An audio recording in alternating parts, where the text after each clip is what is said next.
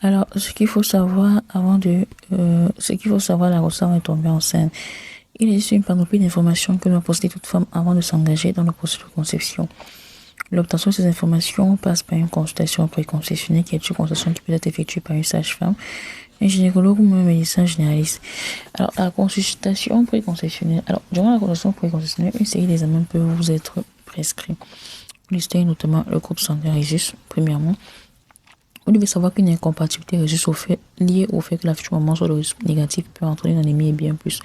Toutefois, il n'y a pas vraiment de risque durant la première grossesse, uniquement dans les grossesses suivantes. Sérologie de VIH-Sida.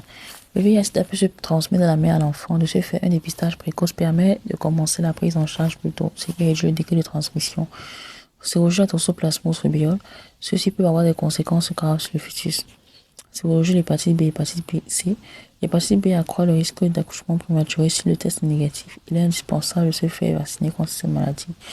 En ce qui concerne l'hépatite C, bien que le risque de complications ne soit pas assez élevé comme dans le cas de l'hépatite B, il est tout de même important que la femme se fasse dépister. Sérologie de chlamydia syphilis. Il peut augmenter le risque d'accouchement prématuré, de fausse couche, même de retard de croissance intra-utérin. L'infection à chlamydia a également affecté le boucher et les trompes, ce qui réduit le pouvoir de conception. Cela entraîne également dans certains cas une grossesse extra-utérine en empêchant l'ovule fécondé de se déplacer pour la cavité utérine puisque la fécondation a lieu dans un tiers de la trompe. Alors, déjà au cours de la conception préconceptionnelle, la sage-femme et de la famille, elle vous aidera à identifier la période idéale de conception en fonction de votre cycle menstruel. Elle va vous prodiguer les conseils et précautions à prendre selon votre mode de vie.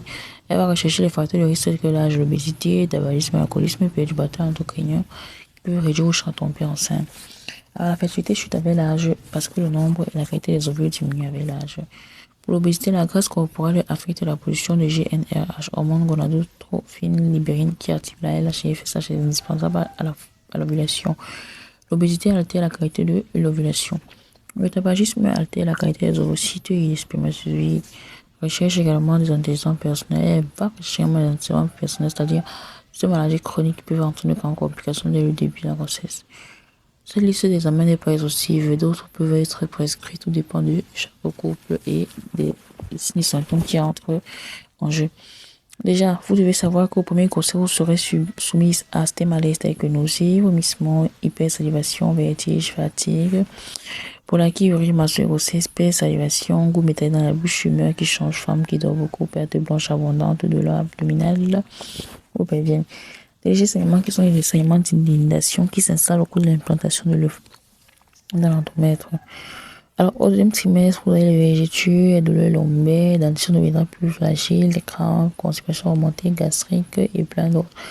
Au troisième trimestre, vous aurez quelques difficultés respiratoires, en plus de douleurs sciatiques, les maladies du deuxième trimestre sont encore présents. Bon, déjà, vous devez prendre certaines précautions sur votre alimentation. Il faut réduire la consommation du thé. Si vous êtes enceinte, bien sûr.